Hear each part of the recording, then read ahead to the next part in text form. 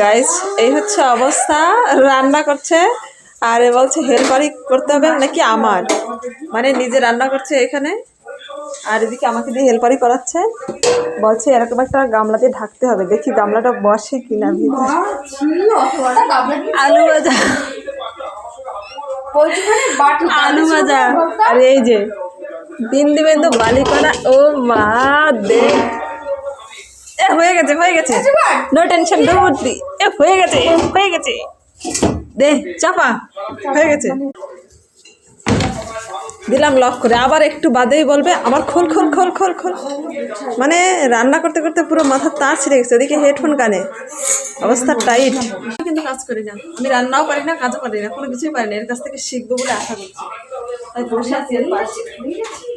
রান্না করে যাচ্ছে আর আমি দেখে যাচ্ছি, আর মাঝে মাঝে হেল্পারই করছি, তাই তো? তাতে কিছুটা শেখা যায় তাই।